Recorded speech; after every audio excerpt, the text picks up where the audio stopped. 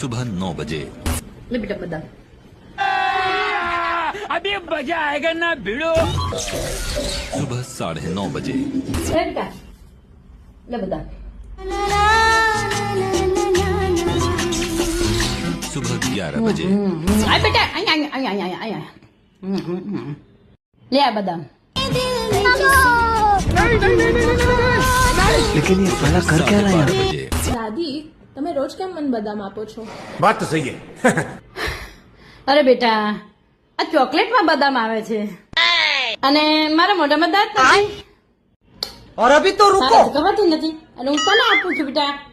છી મારું મન બહુ મોટું कौन है ये लोग? હવે ખવડાવવાનું પૂન છે कहाँ से आते हैं? એટલું પૂન થાય ને એટલું હગા હાથે કરતું જ રહેવાનું। ये दादी है या दुश्मन? छी